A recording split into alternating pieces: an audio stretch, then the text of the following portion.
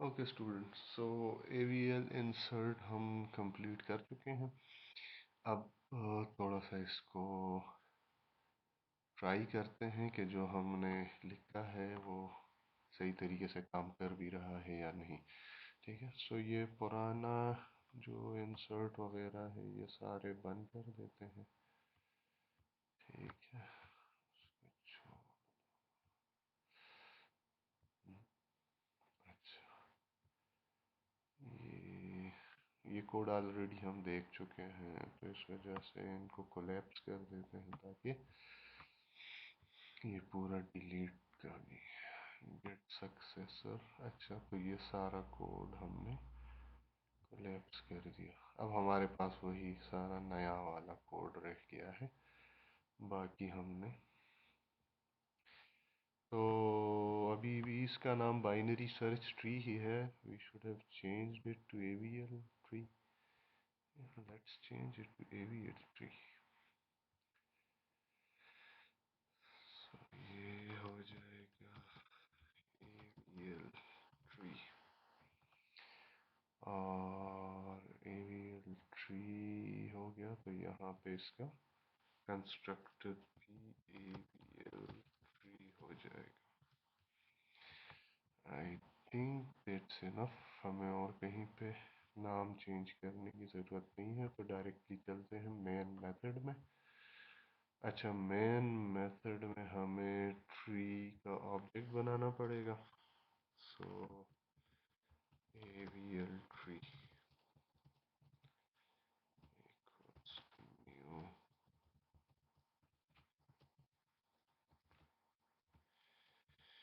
Tree बन चुका है। अब इसमें कुछ आइटम्स ऐड करने की ज़रूरत है, कुछ नोड्स ऐड करने की ज़रूरत है। अगर आप देखें AVL ट्री इंसर्ट, वहाँ पे हमें वैल्यू रिटर्न होगी, जो भी लास्ट जो भी नोड होगा वो रिटर्न होगा। तो इस वजह से वी शुड भी, क्योंकि ये रिकर्सिवली कॉल होगा और हर एक रिकर्सिव पिछले कॉल को एक नोड पॉइंटर रिटर्न करेगा।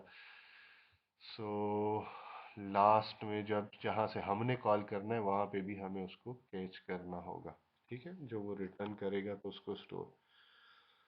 यहाँ पे हम फिर क्या करेंगे कि ट्री डॉट, क्योंकि जो भी लास्ट कॉल होगा वो रूट को ही रिटर्न करेगा ना। ठीक है, जो भी लास्ट नोड रिटर्न होगा वो रूट बन जाएगा। So root equals to tree dot AVL insert. ठीक है, अब AVL इंसर्ट को फिर से रूट एज ए पैरामीटर जा रहा है, तो हम लिखेंगे ट्री डॉट रूट और साथ में कॉमा की। ठीक है, सो लेट्स स्टार्ट विद 60। और डेटा डेटा आप कुछ भी डाल सकते हैं, फ्लोट वैल्यू है तो कोई सा भी चलेगा। ठीक है, अब इसी को उठा के हम क्या करते हैं, इसको रेप्लिकेट कर देते हैं कि क्या बार बार टाइप करेंगे सारा। कंट्रोल V और कंट्रोल V। ठीक है, तो हम वही काम करते हैं जिससे नॉर्मल बाइनरी सर्च ट्री में इशू आता था, और देखते हैं कि क्या ये इम्प्लीमेंटेशन अब उस इशू को सॉल्व कर सकती है या नहीं। तो हम असेंडिंग ऑर्डर में इंसर्शन शुरू कर लेंगे। हमने 65 इंटर किया, फिर हमने 70 इंटर किया, फिर हमने 80 इंटर किया। ठीक है, and these values does not matter. 4.4 है सबके लिए, डेटा एक जैसा है, की वैल्यू चेंज होनी चाहिए। तो वो सब के लिए, अब अगर ये नॉर्मल बाइनरी सर्च ट्री होती तो 60 जो है इसका रूट बन जाता, और फिर 65 उसके राइट पे, फिर 70 उसके राइट पे, फिर 80 उसके राइट पे, और ये इफेक्टिवली एक सिंगली लिंक लिस्ट बन जाता जो कि सिर्फ राइट चाइल्ड के थ्रू सारे कनेक्ट होते। ठीक है, अब इसमें पहला जाहिर सी बात है ये तो रूट नोड बनेगा ही, क्योंकि this is the first node. उसके बाद 65 उसके राइट साइड पे बनेगा, और फिर 60 पे बैलेंसिंग फैक्टर कैलकुलेट होगा, तो वो 2 तो नहीं हो सकता। इस वजह से the algorithm should proceed further और 70 को ऐड करना चाहिए। अब 60 हो गया, फिर उसके बाद 65 हो गया, फिर 70 ऐड होगा, तो इसका बैलेंसिंग फैक्टर 65 का बैलेंसिंग फैक्टर कैलकुलेट होगा और फिर 60 पे बैलेंसिंग फैक्टर कैलकुलेट होगा। अब क्योंकि लेफ्ट साइड पे कुछ नहीं है तो 60 पे जो बैलेंसिंग फैक्टर कैलकुलेट होगा दैट वुड बी -2। जो -2 है तो there is the case for single, जो आउटसाइड केस है, ठीक है, सिंगल राइट रोटेशन की ज़रूरत होगी, सॉरी सिंगल लेफ्ट रोटेशन की ज़रूरत होगी, एंड दैट शुड अकर, और उसके रिस्पॉन्स में क्या होगा, 60 should become the left child, 65 should become the क्या कहते हैं उसको, रूट, और 70 would become it's left child, अगर ये स्टेज पे होता है, क्योंकि 70 जब इंसर्ट होगा तो यहाँ पे तो बैलेंसिंग फैक्टर ज़ीरो होगा, फिर ऊपर क्या होगा, 1 - 0, तो इस पे इसका भी बैलेंसिंग फैक्टर का कोई इशू आएगा नहीं, यहाँ पे हाइट 1 हो जाएगी, और इससे ऊपर फिर 60 है तो वहाँ पे हाइट 2 होगी। अब 0 - 2 या -1 - 2, ठीक है, यहाँ पे होगा, होपफुली होगा। और इसी तरह से फिर नेक्स्ट जब आएगा तो फिर उसकी फिर से यही हाइट्स अपडेट होंगी, बैलेंसिंग फैक्टर कैलकुलेट होगा। सो हम क्या करते हैं, इसको फिलहाल हम ट्रावर्स कर लेते हैं फिर और देखते हैं। तो ट्रावर्सल से कुछ पता चलेगा नहीं, अगर हम स्पेसिफिकली इन ऑर्डर ट्रावर्सल करते हैं उससे तो कोई पता नहीं चलेगा, क्योंकि वो तो एट एनी केस्ट आपको ये असेंडिंग ऑर्डर में प्रिंट करके देगा, ठीक है। इसके बजाय आप जो बाकी के हैं वो भी चेक कर सकते हैं, जो प्री ऑर्डर है या पोस्ट ऑर्डर है, कि वो पहले लेफ़्ट को प्रिंट करेगा, फिर अच्छा, पहले प्री ऑर्डर में पहले वो रूट को प्रिंट करेगा, फिर लेफ़्ट, फिर राइट। तो बहरहाल अभी हम सिर्फ फ़िलहाल इसको इसी तरह से देख लेते हैं, और आउटपुट चेक करते हैं कि क्या ये, पहले ये देखते हैं कि ये कंपाइल होता भी है या नहीं होता, ठीक है। यहाँ पे कुछ एक चीज़ आदि थी जो कि गलती से रह गई थी, तो वो मैंने अभी रिकॉर्डिंग से पहले करेक्ट कर ली। सो आप जब पहली बार अगर आपने वही कोड इम्प्लीमेंट किया है जो हमने इसी क्लास में इम्प्लीमेंट किया, जिस तरह से मैंने किया आपने, तो आपको पहले कंपाइलेशन पे शायद एक एरर मिल जाए। लेट्स सी कि अभी और कुछ एरर्स हैं इसमें या नहीं है। Okay, I think it was the same error. और ये क्या है, न्यू एवीएल ट्री का कंस्ट्रक्टर। ओके, क्या इशू है,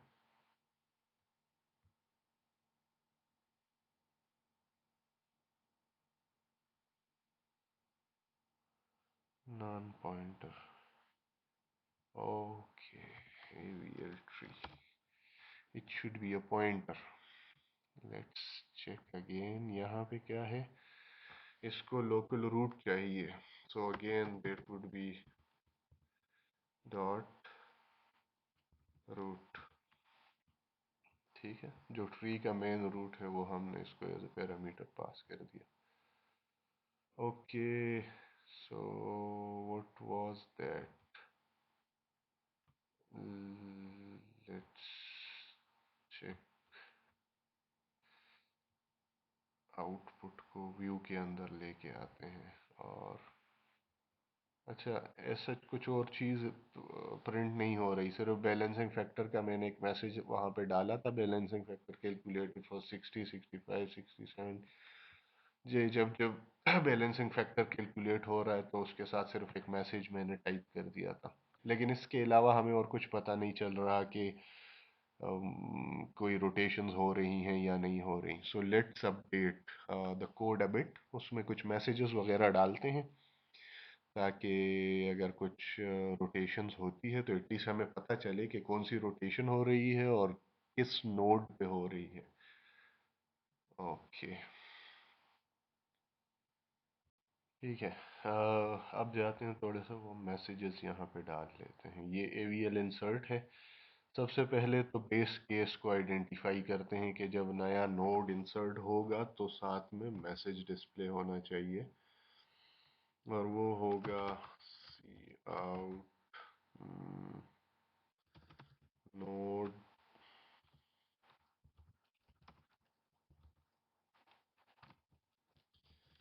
इंसर्टेड। ठीक है। तो हर बार अब जब नया नोड इंसर्ट होगा तो वो एक मैसेज डिस्प्ले कर देगा। इसका मतलब ये होगा कि एक रिकर्जन जो सारा उसके लिए हो रहा था इंसर्शन का, वो कंप्लीशन की तरफ जा रहा है और अब वो रिटर्न करने लगेगा।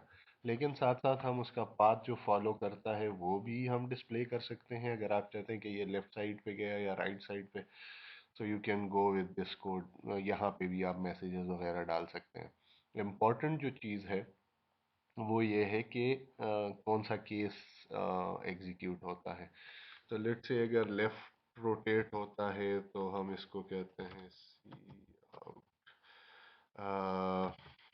Single left rotation at node, और साथ में हम यहाँ पे सी रूट डॉट की भी प्रिंट कर लेते हैं, इंटेल। साथ में मैंने इंडेल डाल दिया, वो शायद आप लोगों को नज़र ना आए। ठीक है। बहरहाल ये हो गया। और उसके बाद जब रोटेशन होगी, जाहिर सी बात है, तो सी रूट चेंज हो जाएगा ना। तो वो भी हम यहाँ पे डिस्प्ले कर लेते हैं। C new C root equal to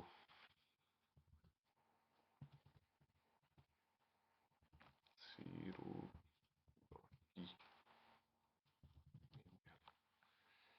ठीक है। यही काम अगर हम सेकंड केस, क्योंकि ये इनर केस है, तो यहाँ पे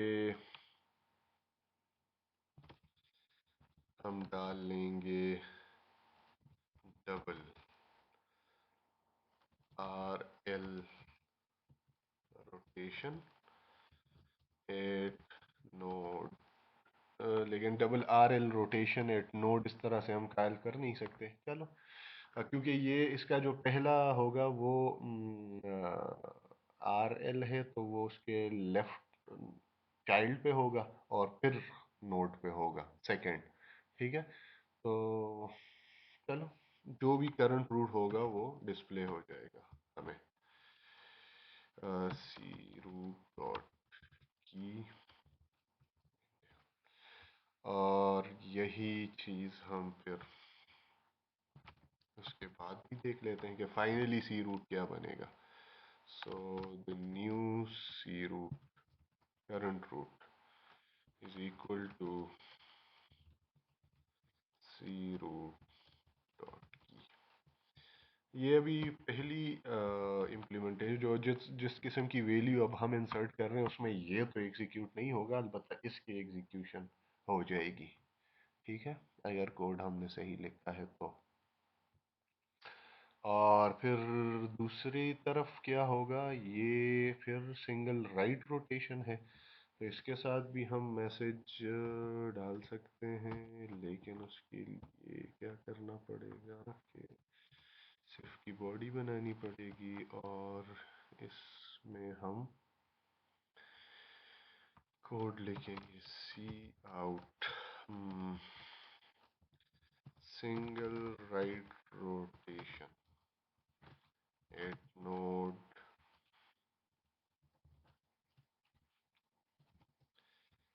सी रूट की।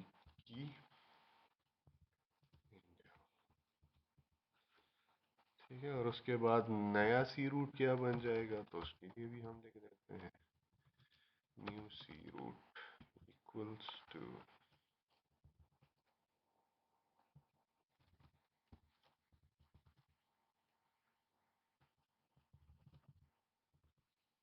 ठीक, यही काम हम इधर भी करेंगे। C out double L R rotation node, ये बन जाएगा सी रूट की इन,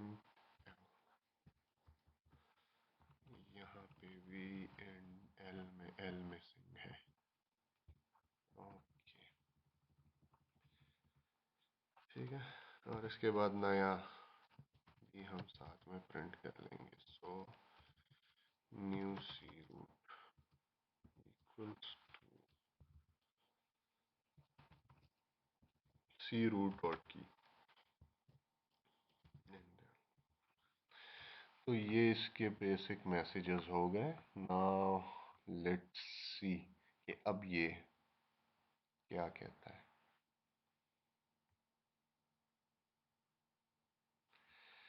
ओके सो यहाँ पे अब अगर हम आउटपुट को देखेंगे तो ऊपर जाके पहले सबसे पहले 60 इंसर्ट हुआ, उसके बाद 65 इंसर्ट हुआ, तो 60 का बैलेंसिंग फैक्टर, क्योंकि 65 इंसर्ट होगा तो उसके बाद बैक ट्रैकिंग शुरू हो जाएगी, तो चूंकि उससे ऊपर एक ही नोड है 60, तो सिर्फ उसी का बैलेंसिंग फैक्टर कैलकुलेट हुआ है।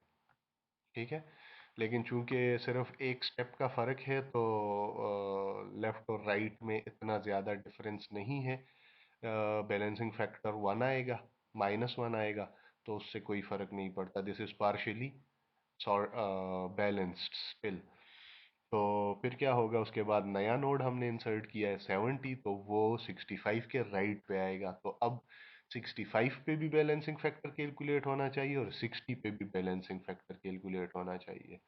तो पहले 65 पे बैलेंसिंग फैक्टर कैलकुलेट हुआ, उसके बाद 60 पे बैलेंसिंग फैक्टर कैलकुलेट हुआ, और यहाँ पे आप देखें तो सिंगल रोटेशन वाक़ई हुई है क्योंकि बैलेंसिंग फैक्टर -2 हो चुका होगा। ठीक है, सो single left rotation at node 60। ठीक है, क्योंकि रूट नोड पे जाके उधर मसला हुआ होगा कि बैलेंस आउट है, क्योंकि ट्री सिर्फ राइट पे ग्रो कर रही है, लेफ्ट पे कुछ भी नहीं है। So what it did is it rotated the whole tree towards the left side, और इसमें क्या होगा कि नया जो सी रूट बनेगा वो 65 बन जाएगा। तो 60 जो है वो उसके लेफ्ट पे चला जाएगा और 70 उसके राइट पे आ जाएगा। ठीक है, अगर 65 जो है वो आ, अगर 65 रूट बन जाए तो 60 उसके लेफ्ट पे आएगा और 70 उसके राइट पे आ जाएगा, तो ट्री बैलेंस हो गई। उसके बाद हमने फिर 80 इंसर्ट किया है, तो 80 70 के बाद इंसर्ट होगा ना। ठीक है, तो कुछ ज़्यादा उससे फ़र्क नहीं पड़ेगा क्योंकि अब लेफ़्ट साइड भी एक स्टेप ग्रो कर चुका है। तो ये भी बैलेंसिंग फैक्टर 70 पे भी कैलकुलेट करेगा, उसके बाद एक स्टेप ऊपर जाएगा 65, क्योंकि अब रूट है तो उधर बैलेंसिंग फैक्टर कैलकुलेट करेगा, स्टिल वो -1 या 0 बनेगा। ठीक है, तो उससे कोई फ़र्क नहीं पड़ता, अगर 1 भी बनता है उससे भी कोई फ़र्क नहीं पड़ता, unless and until it is +2 और -2 कोई रोटेशन नहीं होगी। तो उसके बाद हमने चूंकि इन ऑर्डर ट्रावर्सल कॉल की है, तो 60 65 70 80, इस वक्त 60 जो है 65 जो है वो रूट होगा, 60 उसके लेफ्ट पे होगा, 70 और 80 उसके राइट साइड पे होंगे। So this is how the AVL tree balances itself. So हमने देखा कि अगर हम एक साइड पे ट्री ग्रो कर रहे हैं तो AVL tree will adjust itself. उसमें हमने सिर्फ अभी लेफ्ट रोटेशन को ही देखा है। अगर यही काम हम राइट पे अगर ट्री को ग्रो करने लगे, फॉर एग्जांपल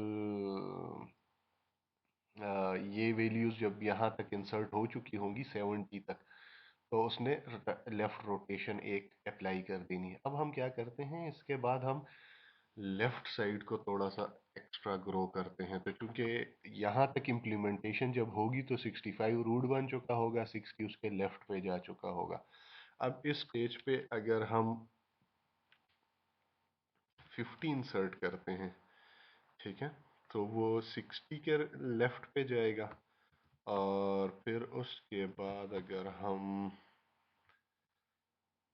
40 इंसर्ट करते हैं तो वो 50 के लेफ्ट पे जाएगा और तब जाके सेकेंड सिंगल रोटेशन जो है या सिंगल आउटसाइड केस जो है वो एग्जीक्यूट होना चाहिए और right rotation single right rotation जो है वो इम्प्लीमेंट हो जानी चाहिए। सो लेट्स सी कि क्या बनता है।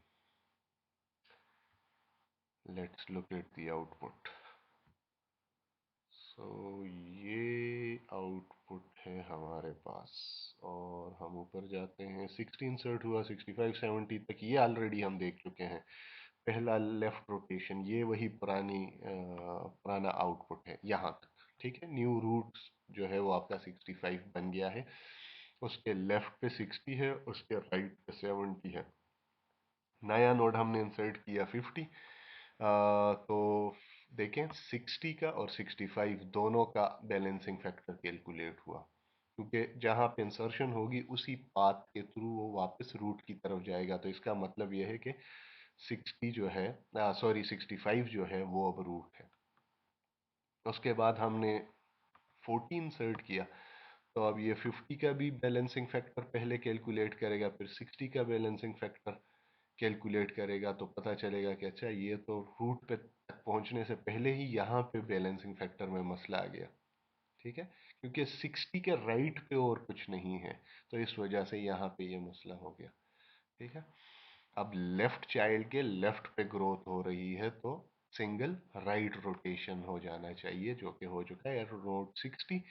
अब इसकी वजह से जो 65 के बाद जो उसका लेफ्ट चाइल्ड था वहाँ पे जो नोड है वहाँ पे रोटेशन हुई है। तो मतलब रूट नोड जो ट्री का है वो उसी तरह से रहेगा 65, लेकिन 60 जो है वो अपना पोजीशन अब चेंज कर देगा, वो अब उसके राइट साइड पे चला जाएगा। तो 65 के राइट पे 50 आ जाएगा, उसके राइट पे 60 चला जाएगा और 50 के लेफ्ट पे 40 चला जाएगा। तो 40 50 60 65 और ये 70, ये आपको डिस्प्ले में नज़र नहीं आएगा क्योंकि वीडियो का साइज छोटा है, ठीक है। सो दोनों जो आउटसाइड केसेस हैं वो प्रॉपरली एग्जीक्यूट हो रहे हैं, ठीक है। अब क्या करते हैं, चूंकि 60 अब लेफ्ट के राइट साइड पे जा चुका है, तो अब अगर हम इसके साथ थोड़ी सी और वैल्यूज ऐड कर लें, ठीक है। ये 60 अब मैं यहाँ पे असल में ड्रॉ कर नहीं सकता, otherwise I would have done it. तो अब सिनेरियो कुछ इस तरह से है कि 65 आपका रूट है, ठीक है। उसके लेफ्ट पे 50 है और 50 के राइट पे 60 है और 50 के लेफ्ट पे 40 है, ठीक है। अब हम इस 60 वाले जो लेफ्ट का राइट सब ट्री है इसको थोड़ा सा ग्रो करना चाहते हैं। तो इसका मतलब ये हुआ कि 60 से बड़ी वैल्यू होनी चाहिए और 65 से कम वैल्यू होनी चाहिए, तब जाके वो इधर आएगी। तो हम अब वो इंसर्ट करेंगे एक दो वैल्यूज और देखते हैं कि आया डबल रोटेशन होती है या नहीं होती। So control C, control V, control V. तो अब 60 से बड़ी और 65 से छोटी वैल्यू तो हम 62 डाल देते हैं, फिर उसके बाद 63 डाल लेते हैं और आई होप इससे इससे नहीं होगा शायद, एक और वैल्यू भी डाल लेते हैं। Control we. सो 64, 65 से कम और 60 से बड़ी वैल्यू, ठीक है। So let's check it now.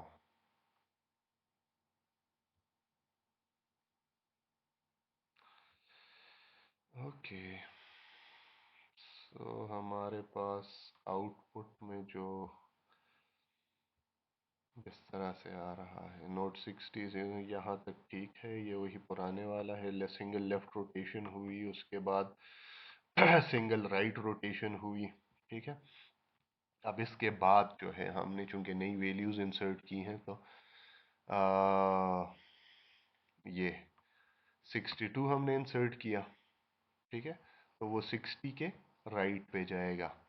65 root पे है, 50 उसके लेफ्ट पे है, 50 के राइट पे 60 था और 62 अब उसके राइट पे गया है। ठीक है, तो 62 इंसर्ट हुआ तो देखें 60 का बैलेंसिंग फैक्टर कैलकुलेट हुआ, फिर 50 का बैलेंसिंग फैक्टर कैलकुलेट हुआ, फिर 65 का। तो इससे पता चलता है कि this is the root node, this is the left child of 65 and this is the right child of 50। ठीक है, और ये 62 जो है वो इस 60 का राइट चाइल्ड है। तो ये पूरा पाथ जो है वो फॉलो हुआ अप टू रूट नोड। अब यहाँ पे 65 पे जब लीफ बैलेंसिंग फैक्टर कैलकुलेट हुआ तो पता चला कि आपने लेफ्ट चाइल्ड के राइट सब ट्री को बहुत ज़्यादा ग्रो कर दिया है। ठीक है, तो इस वजह से डबल एल आर रोटेशन, चूंकि लेफ्ट चाइल्ड की राइट सब ट्री को ग्रो किया गया है तो पहले इसको लेफ्ट रोटेट किया जाएगा और फिर जो है 50 पे सॉरी 65 पे राइट रोटेशन होगी। ठीक है, ओके, सो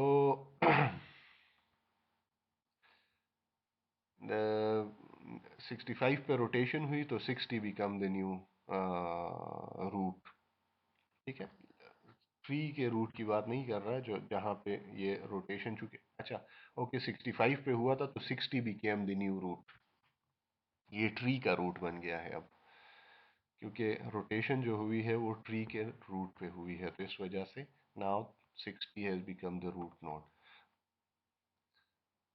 उसके बाद हमने 63 इंसर्ट किया तो 62 65 60 देखें, अब ये 60 जो है वो ट्री का रूट है, तो यहाँ तक बात आ गई है। फिर हमने 64 इंसर्ट किया उसके बाद, तो 63 62 दोनों के लिए कैलकुलेट हुआ। अब ये फिर सिंगल केस है, सो सिंगल लेफ्ट रोटेशन हुई है। ठीक है, 62 पे, और आपका जो ये फिर कोई लोकल रूट बना होगा 63। उसके बाद 65 और 60 देखें, ओरिजिनल रूट जो है वो अभी भी 60 ही रहा है। फिर उसके बाद हमने ट्रावर्सल की है तो 40 50 60 62 63 64 65 एंड 70, तो वो उसी ऑर्डर में उसने ट्रेंड कर दिया है। आप इस पे और एग्जाम्पल्स वगैरह ट्राई करें इसी तरह से, जब आप ड्रा करते जाएंगे साथ साथ, ठीक है, तो ज़्यादा बेहतर समझ में आएगी।